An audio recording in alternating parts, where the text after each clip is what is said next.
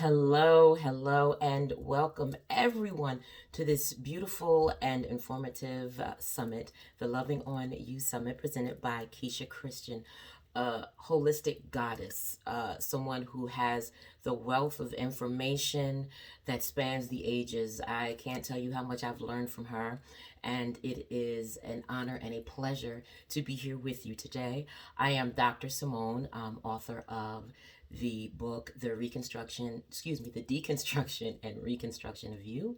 It is available on Amazon Kindle. Also, I do meditation. I'm an intuitive reader. I have a television show in the Caribbean called The Dr. Simone Show. Just a myriad of things, but I also have a PhD in psychology and a master's in clinical psychology. So, as you can tell, psychology is a passion of mine, and psychology is also something very important to daily life, daily living. And today I will be discussing depression. I'm only going to hit on it. I'm not going to get too deep because I only have a set amount of time.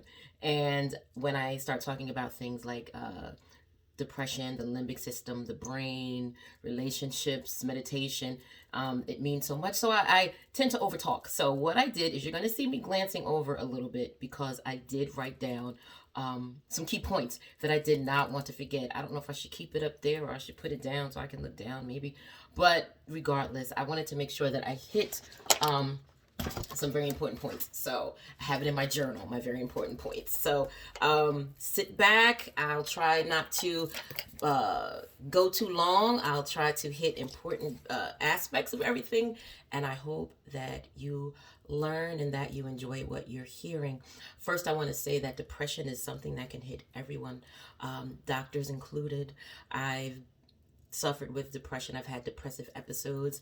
Mine were more situational, with things that have happened in my life, really big losses. But I wanted to let everyone know because there's a stigma on mental health issues, and people are nervous to admit to themselves sometimes that they have mental health issues.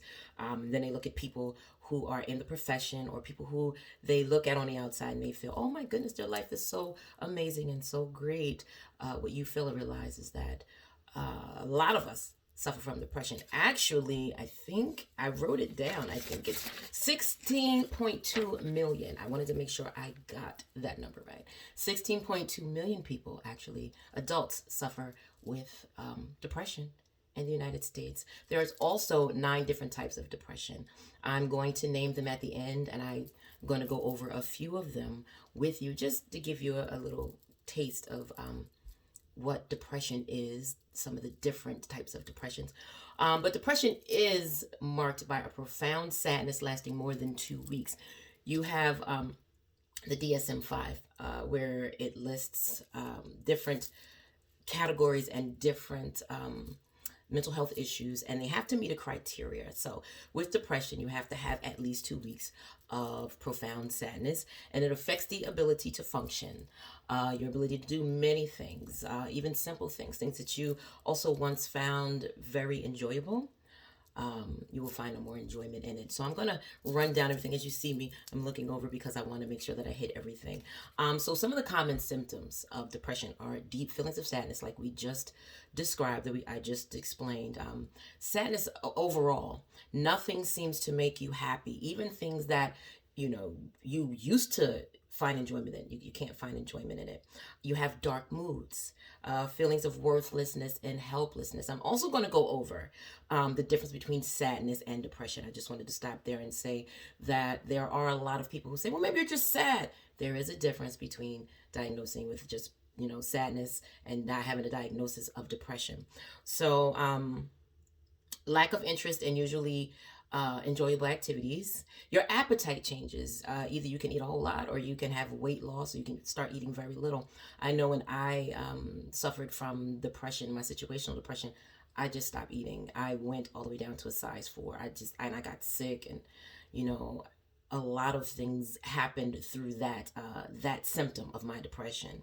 You have either disrupted or increased sleep. Some people are just like they can't stay sleep. It's like not a normal type of sleep, and then some people are sleeping all the time. I've had clients and patients who have just slept for hours, and they may wake up to take a shower or to feed their children, and then they go back to sleep. And that is a marked increase as opposed to what they would normally sleep. They would normally sleep like 8 hours, something like that. Now it's just like, I would sleep for 16 hours. I was just sleeping. I just couldn't get up. Every time I got up, I wanted to go back to sleep. That is also a symptom of depression. Some people become loners. They want to be by themselves. And we all go through times. I don't want you to think, well, I like being by myself. I don't want you to think that because you like being by yourself, that means you're depressed. No, some people are just loners. They like to be by themselves. But if you are a sociable person, or a person who is, normally active with people, not that you need too many or too little, but you're active, and now all of a sudden you want no one. It feels uncomfortable. You don't want to be around people, even those people who would bring you joy. You just, I don't want to be around anyone. So you can become a loner. Decrease in energy. I remember also I will be drawing upon my my own situational depressive episode. I didn't have any energy. I didn't want to do anything. I would wake up from sleeping hours and hours, and I would wake up and I'm like, oh, I can't do anything. I can't get dressed. I don't want to brush my teeth. I have no energy. I didn't want to lift my arm. It was drastic. It was just a depletion. Not even wanting to play with my daughter. I had no energy. And I get joy out of my daughter, but it was just no energy. It was hard for me to concentrate. My depressive episode, my situational depressive episode, came when I lost my baby brother. He passed away 3 years ago, going on 3 years ago, and he was my other half, my everything. And I never, I've experienced loss in my life, but I've never experienced a loss like that, and I never thought that he would be gone. So when he suffered for 2 years, and then he passed away right after I wrote my book and dedicated to him. So everything in my life changed, and I just got deeply and incredibly depressed. And it was hard. It was such a hard thing. So I just want to, continue to preface that even doctors have depression. Okay. Even when we know the signals and the signs and the triggers, we're human. We get it as well. So it was hard for me to concentrate. I would forget everything. I couldn't remember to walk the dog. I didn't remember if I took my medications. I didn't remember if my daughter ate. I didn't remember anything. I just remember being sad, being hurt, wanting to go to sleep, and just always having these ruminating thoughts of what if I die? What if I leave my daughter? What if I'm sick? And it was, that cycle that also increased the anxiety within my depression. And it never stopped. It never stopped. And I realized I am replaying things and making up things and ruminating about things that are adding to my depression, that are adding to my cycle of depression. Withdrawal from society. Yes, I also withdrew from society. I decided I don't want to be a part of anything. My brother wasn't here, so why would I want to be a part of anything? And my daughter was swimming, and she was excelling in sports, and I wanted to sleep. I wanted to sleep, and I didn't want to be involved. And again, my daughter is also my life, and it was just nothing. So I was withdrawing from society. So those are some symptoms. So in order to be diagnosed with depression, you must experience 5 or more of these symptoms during the same 2-week period. And that's going to lead us into why sadness is different than depression. So just put a pin in that right there. One of the symptoms should either be a depressed mood or loss of interest and pleasure in activities. So major depressive disorder is the one on the top. Major depressive disorder, it's associated with a higher mortality rate of suicide because you have increased ideations. Some people may say, I wish I can go to sleep and never wake up. I did have that thought a few times, like if I could just go to sleep and just let it all end. I also remember growing up, because I have gifts, I'm an intuitive reader, I'm an empath, I feel things, the shifts, a lot of things. I'm a myriad of things. And I remember in my early 20s when I didn't understand these gifts, I just knew things were going to happen, and I saw the things that happened, and they happened, and then I told people what was going to happen, and they thought I was crazy, and then they didn't want to be, around me, and, a lot of other issues, family issues, abuse issues, a lot of those things. And I do recall I did have suicidal ideations before I, even got into psychology. It was, all of life was just too heavy. And I said, you know, what if I just do it? And that's also in my book. I discussed that a little bit, how that felt. So one thing with major depressive disorders, you have ideations. I want to kill myself. I wish I can go to sleep and never wake up. This life would be better without me. I wonder how it feels to be dead, or a lot of ideations. It's in your mind. Also, irritable, brooding, obsessive ruminations. Remember, we discussed that briefly. I just said the ruminations. Anxiety, phobias, and excessive worry. I had all those. I was excessively worrying about what if I die and leave my daughter at a young age. I was ruminating about replaying my brother's sickness and his passing, replaying, you know, how it must have felt, and was I there enough, and did I do enough, and all those things. Just thoughts continue to ruminate. I was very irritable. Irritability was through the roof. Any little thing, even something that usually makes me happy, sushi. You could have brought me sushi straight from Japan and I would have gotten upset about it. And I love sushi. I would have just irritable beyond irritability. Okay. And again, I'm sharing this story with you from my standpoint because I want you to know that it's a common thing. I don't want anyone who is witnessing or watching this to feel embarrassed, to feel guilty, to feel strange, to feel isolated, because again, 16.2 million adults suffer from depression. So that's a lot. Okay. And we're not even counting the kids. That's a lot. You can be a doctor, a lawyer, a school teacher. You can be a chef. You can work in a grocery store. Depression is, it doesn't discriminate. Okay? Doesn't discriminate.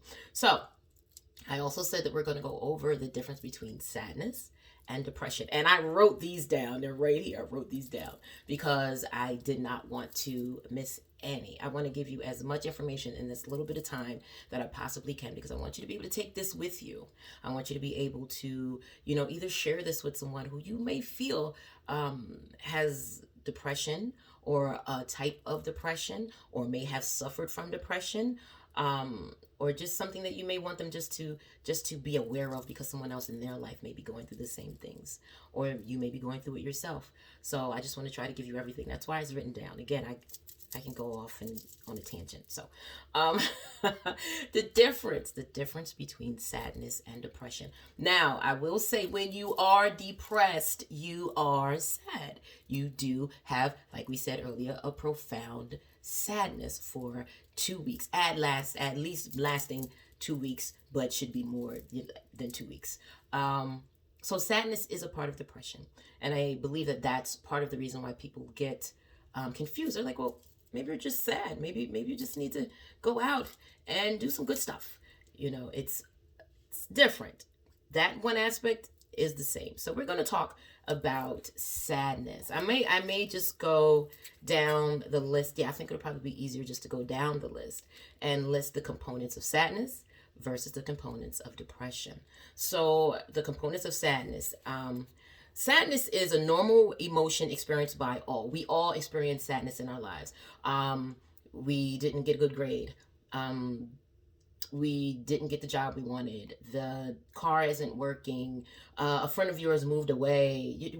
There are things in life that will bring us sadness, but it's a normal type of sadness. It's a normal emotion that you will experience that is related to certain things that happen.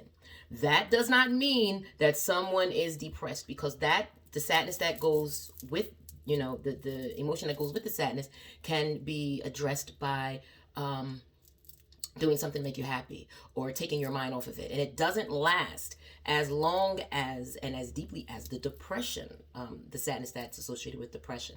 So sadness is a normal emotion that everyone will experience in their lives. Trust me, we all experience it.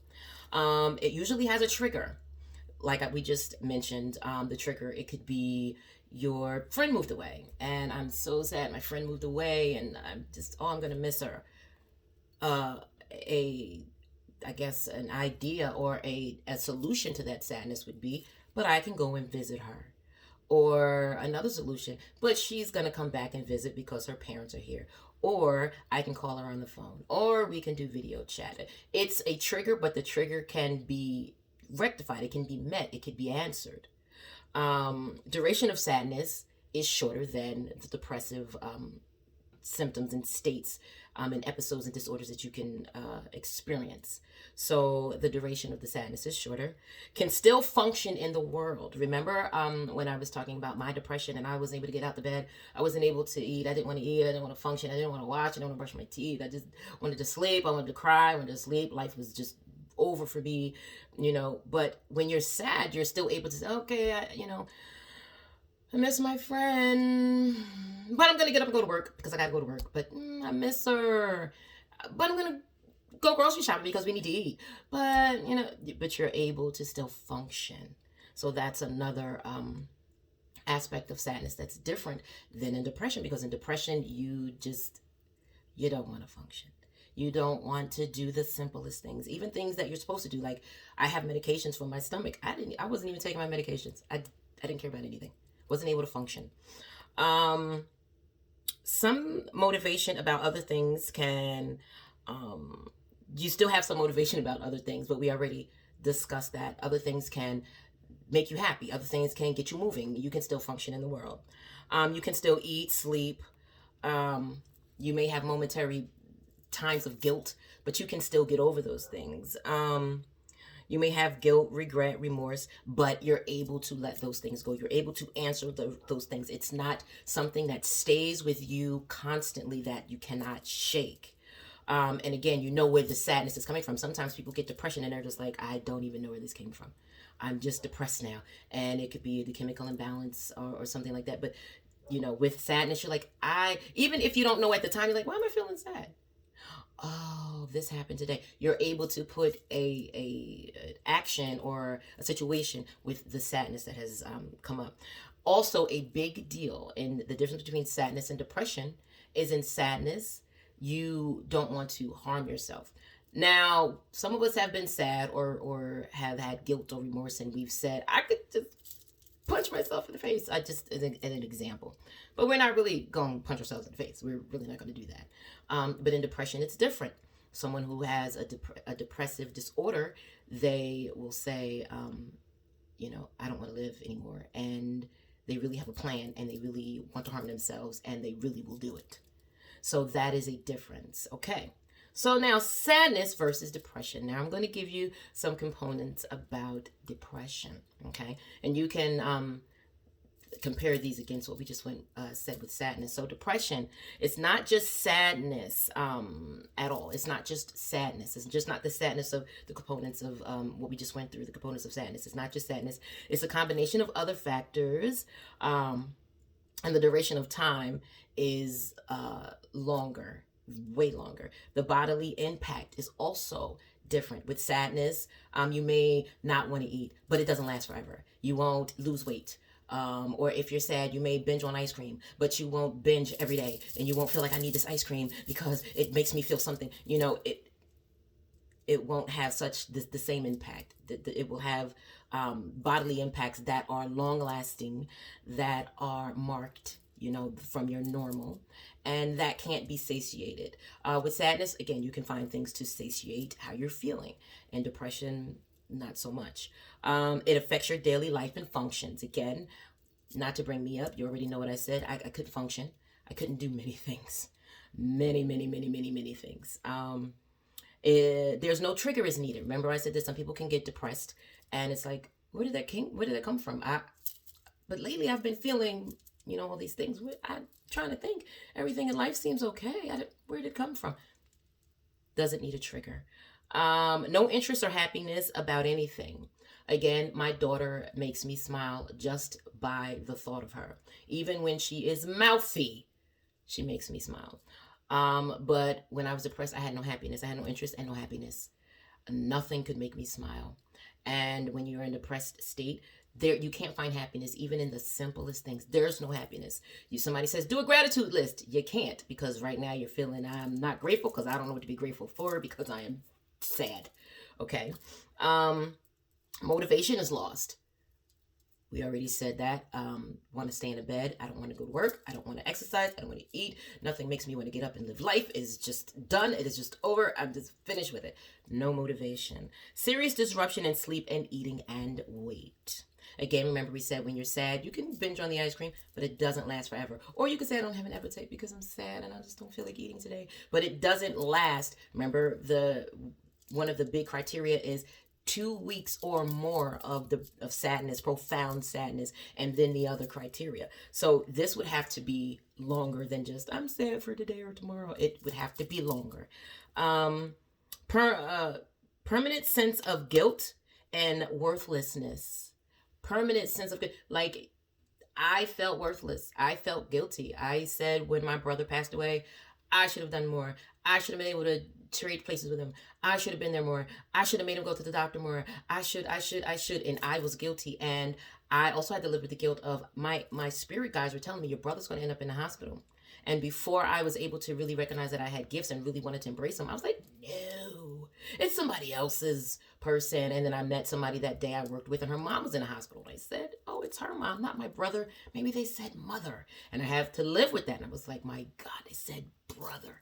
And what if I could have saved them? And what if I could have done better? And what? So the guilt lasted. Just recently I was able to get away from that guilt, but it still hurt. And I felt worthless.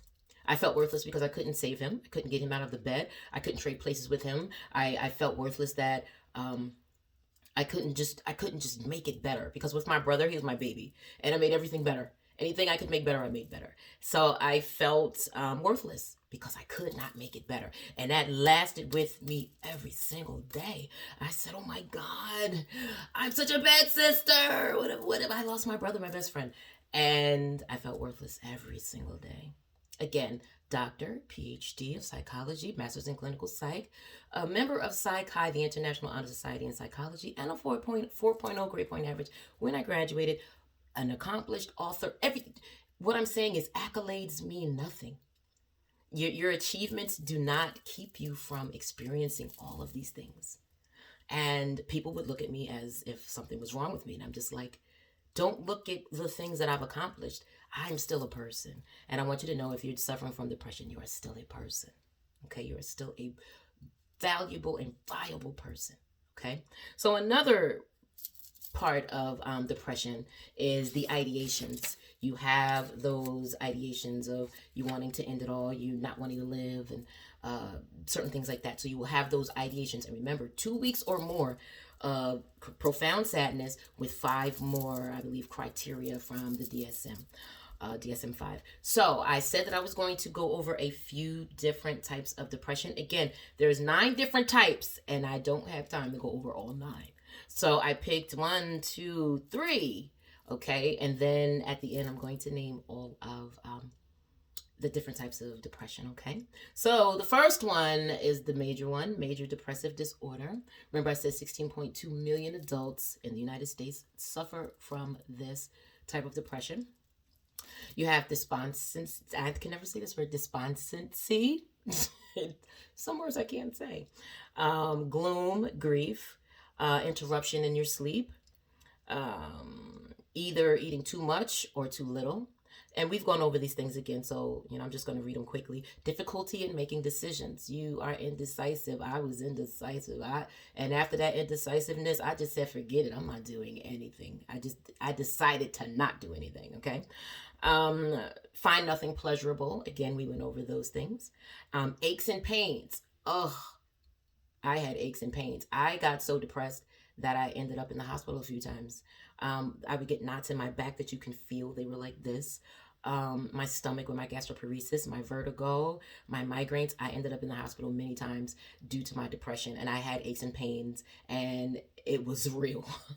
It was real. Okay. And it can last weeks to months. Okay. Again, it's not something that's going to be like, I'm feeling major depressive today and I'm good on Wednesday. Today's Monday, I'm good on Wednesday. No, it lasts. It lingers. So the next one we're going to talk about is persistent depression or chronic depression. I'm trying to make sure I stay on my time limit. So with chronic or persistent depression, it lasts for 2 years or more. The first one, 2 weeks or more. Chronic, something's chronic, that means it always happens. You always have it. It's 2 years or more. I can never say this word, but I'm going to try it for you. It's also called dysthymia, dysthymia or dysthymia.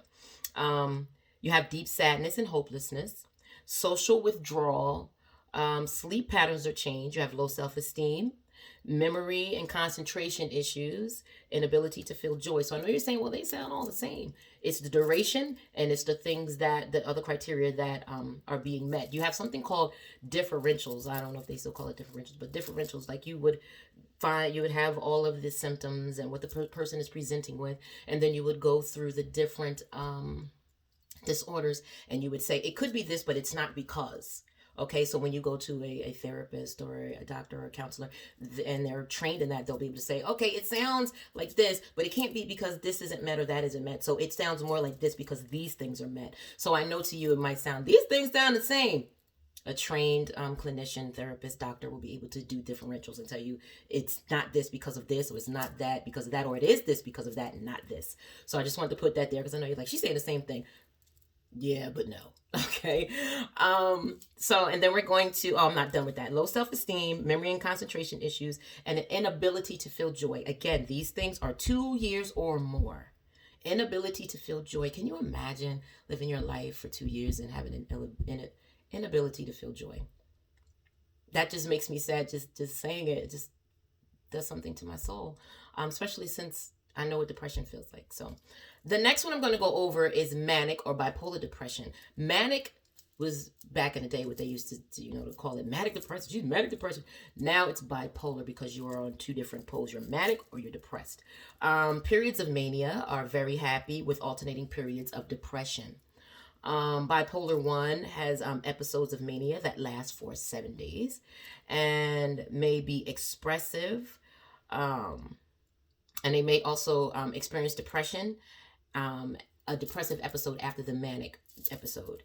I've had some clients who have had the manic, and they're cleaning, they're having thoughts of they are superheroes, they are the greatest, they are gonna do all these things, and it's gonna happen, and I can't sit down, and this is making me irritable, but I'm gonna, and they're all over, and then all of a sudden they're like, oh no, and then they're depressed. So they have like their days, their stretches of manic, and then they may have the episodes of depression.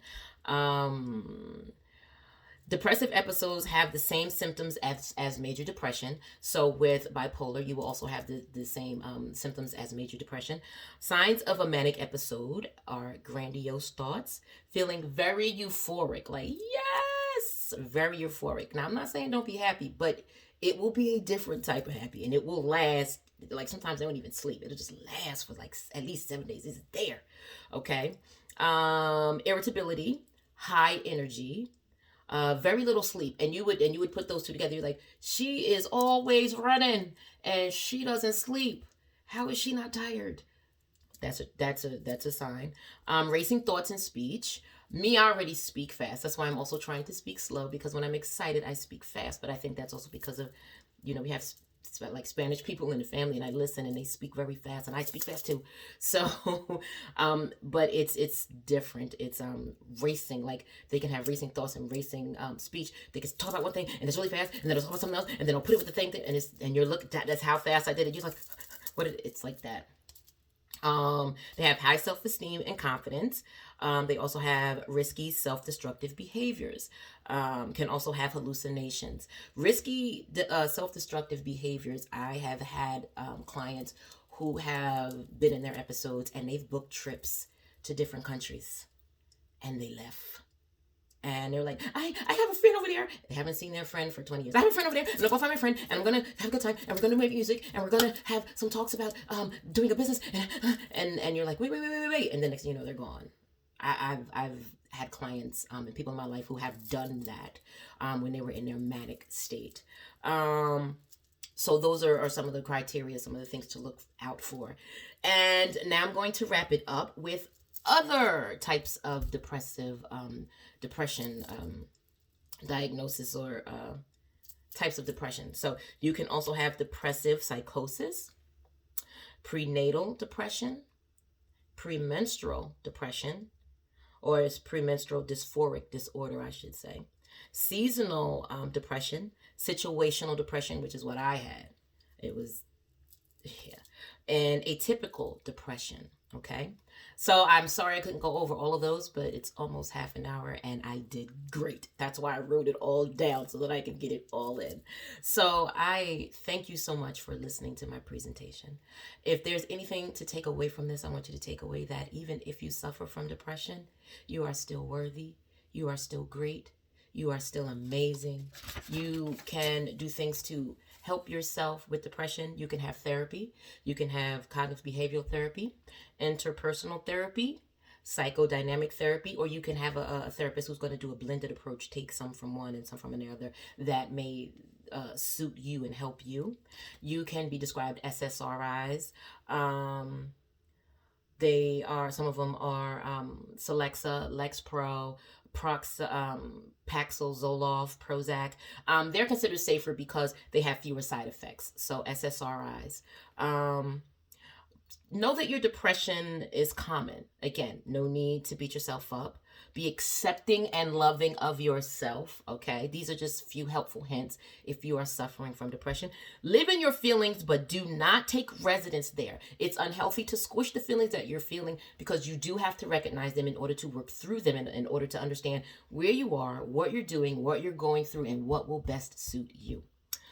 Know that moods are fluid. Moods are fluid. Okay, and do not necessarily have to predict the day to follow. Yeah, you're going through depression, but have the thought of it's fluid. You know, I'm working on it. Things may change tomorrow, but it's fluid. And again, it does not define me as just a person with depression. Look at the parts of your depression instead of looking at it as a whole. Like that saying goes, if somebody wants to move a mountain, they move one rock at a time instead of the whole mountain. So look at your depression in parts. Don't look at it as, I am just depressed. That's too big. That's a mountain. That's hard to climb. Take little pieces of it. Take little nuggets of the depression and look at it and feel it and go through it and try to fix it. Do the opposite of what your depression voice says. Like when I had a depression voice, I was like, sleep, don't eat, have a glass of wine and go back to sleep. And, you know, don't cook dinner. You don't need to wash. Just go to sleep. That's all it was. And I had to actively say, stop it. We're not doing that anymore. As soon as my voice said, don't get up, I got up. As soon as my voice said, don't take a shower, I got in the shower 2-3 times, even though I wasn't smelling or anything. But I got in the shower because that's what I was supposed to do. Body and depressive voice was, don't eat. You don't need to eat. And you're going to get fat if you eat. Like, which was another thing to help me not eat. I went and I ate even if I didn't want to. I had to talk myself out of it. I had to do the opposite. And reward your efforts in all things that you accomplish, big or small. You deserve some accolades. You deserve to celebrate yourself. You deserve, if you made it through a day without crying, and all you do is cry every day, and you made it through a day without crying, look at it as a step in the right direction and acknowledge that and acknowledge yourself and say, I didn't cry today. I may still be depressed and I may still be going through it, but I didn't cry. Yes, let me look at that. That's important. Okay, so those are just a few things that you